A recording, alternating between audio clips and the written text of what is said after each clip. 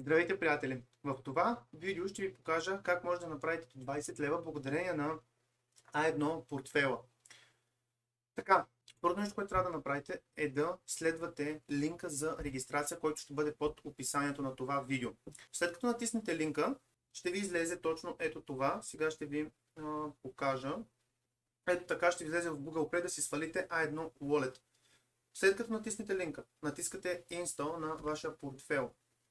След като се инсталира портфела, ще направим регистрация и верификация. За целта е необходим личен документ, т.е. лична карта. За момента самото приложение е тествано само с документи и с хора, които живеят в България. За документи, примерно за друга държава, все още не е тествано и не мисля, че ще работи. След като изтеглите приложението, натискате Open и отваряте приложението. Така, между другото, за първи път влизам в приложението и сега с вас ще го разгледаме и ще направим дадената регистрация. Ето така по този начин изглежда. Shop Securely Online. Добре, даваме му Next. Така. Тук просто ни показва някакви снимки. Така, Next. Да, другото, което е, може да видим и всички брошури и карти на всеки един голям магазин. Супер. Добре, тук си въвеждаме телефона. 08, така. Добре, тук се съгласяваме с условията на A1. Ако искате, разбира се, може да ги проверите. Тук ще си въведа Wallet PIN. Така, потвърждаваме. Супер, продължаваме натам. Сега предполагам, ще ми изпратят някакъв SMS на телефона. Сега ще видим. Така, чакаме. Вече 10 секунди минаха. Оп, ето го. Автоматично се попълни. След като получите кода на вашия SMS, автоматично ще се попълни в полето. Няма какво да правите вие. Сега тук си попълвате имената. Ще ги пиша на български. Така. Тук си пишете рождената дата. Това е може би като работа с какво се занимавате.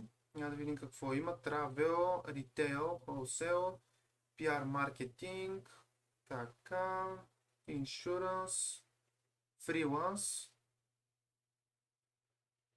Entertainment, Aviation, Lending, Banking, Repair, Service, Education, Professional. Окей, аз ще избера Freelance, а вие съответно си избирате това, което е с това, което се занимавате. След като попълните, натискате Continue. Това, което показва в момента, обясняваме наистина супер проста верификация. Ето, сега горе ми изписва You got 20 лева бонус. Т.е. че съм получил моя бонус от 20 лева. Но, какво трябва да направя, за да го получа наистина?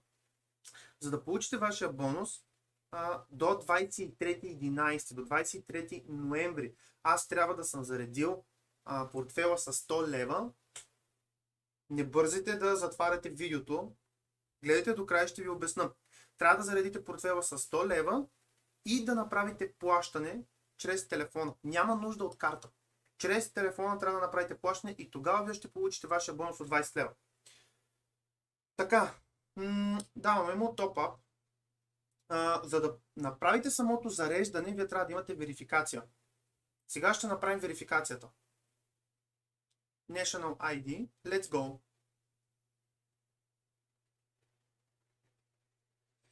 Така. Тук му позволявам да използва камерата. Така.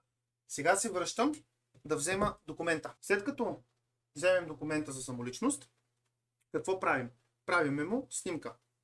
За предпочитане е фона отзад да е тъмен. Виждате как е графата.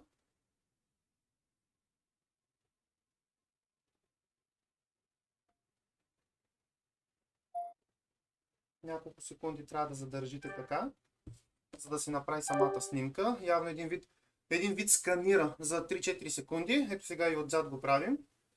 Просто личната карта трябва да влезе в поленцето, което е очертано на телефона. Няколко секунди не мърдате, максимално се опитвате. Така, натискаме му Done, че сме качили абсолютно всичко. Сега иска да си направим селфи, т.е. само на лицето. Правим ето така.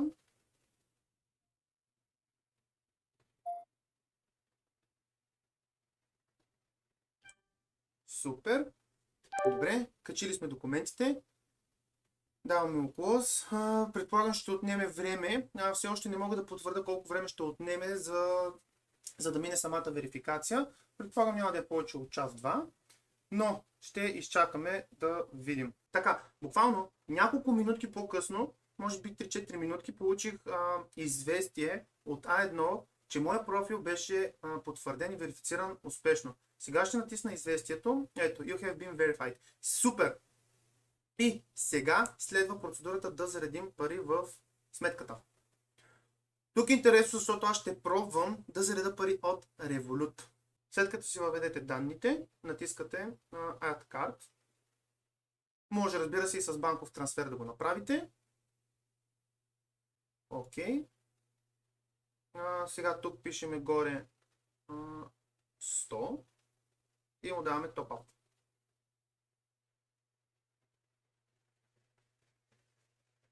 Let's see. Така, добре, както и предположих. Така, пробвах с виртуалната карта на Revolut, където ми отказаха транзакцията. След това добавих нова карта, която е пластик карта на Revolut, а не е виртуална. И сега ще пробвам с нея да видя дали пак ще откажат транзакцията. Не би трябвало да откажат, но ще пробвам. Сега ще видим дали... Оп! Става, точно така. Значи, ако имате пластик карта на Revolut, транзакцията ще мине, но ако имате виртуална, с виртуалната няма да мине, което е супер. В момента заредихме. Остава само последната стъпка да направим, която е да направим някакво плащане. Разбрах, че на моя телефон нямам функцията NFC, тъй като моят телефон е от Китай. Знаех, че нямам, но опитах се по някакъв друг начин да направя самото плащане, не ми се получиха нещата. Но не са притеснете, има две неща. Първо, ако имате NFS на телефона, т.е. ако телефонът ви е закупен от България, дали от чужбина да е, 90% от телефоните поддържат функцията NFS.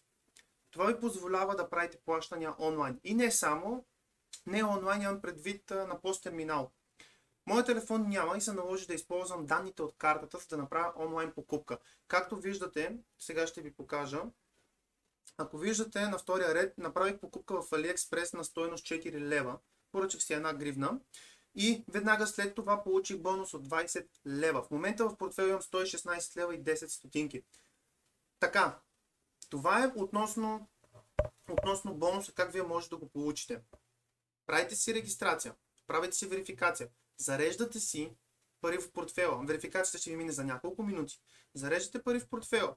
След това, ако имате NFS, вие може да платите директно на POS-терминала. Ако нямате, може да ползвате стария начин. Влизате в някой сайт, използвате данните на картата, където след малко ще ви покажа къде са те. Използвате данните на картата, правите онлайн покупка и веднага след това вие ще получите вашия бонус. Така, първо ще разгледаме картите.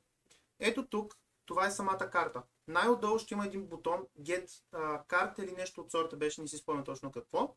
Натискате бутона и картата ще ви се появи, т.е. вие отключвате вашата виртуална карта.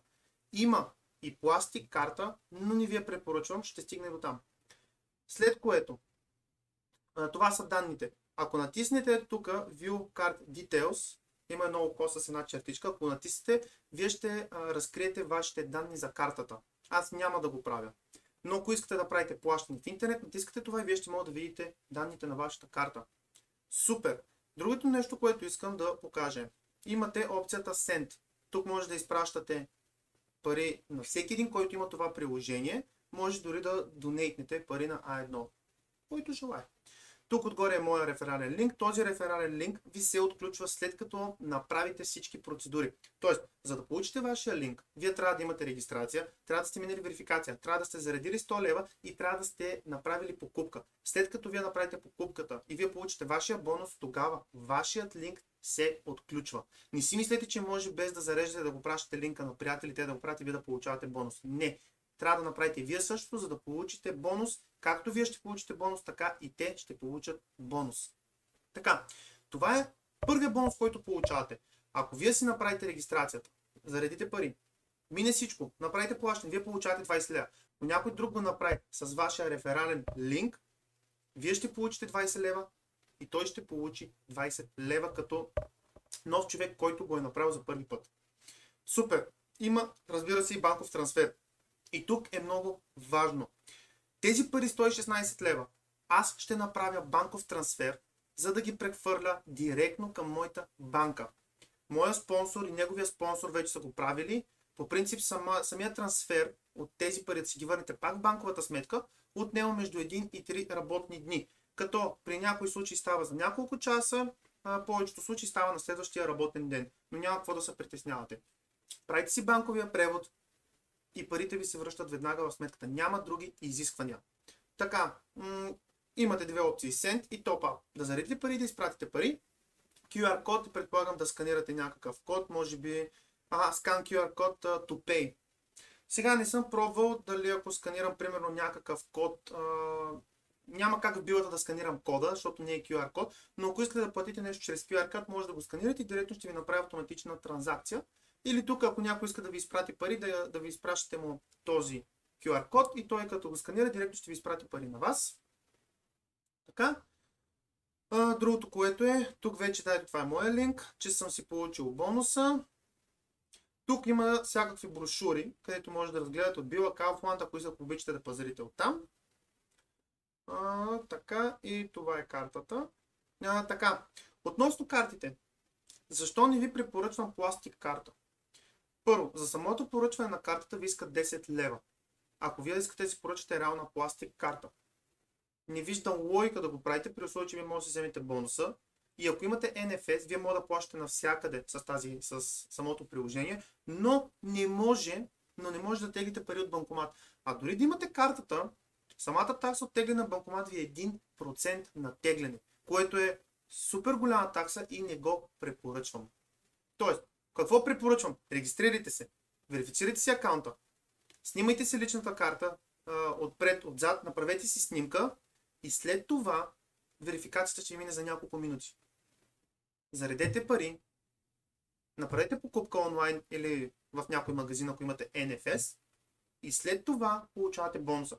Ако искате, може да си държите парите да си платите разплащания от самото приложение. То работи на принципа на Revolut, като разбира се има много по-малко опции. Но може да си направите покупката, да си вземете бонуса и след това да си върнете парите в банковата сметка. Това вече зависи изцяло от вас. Така, това е. Всичко мина както трябва. Сега ще си пусна един банков превод. След това може би ще напиша в коментарите дали е минал и за колко време е минал банковия превод. Това е. Линка за самата регистрация може да го намерите под описанието на това видео. Ако имате някакви въпроси, оставете ги в коментарите. Благодаря ви и чао!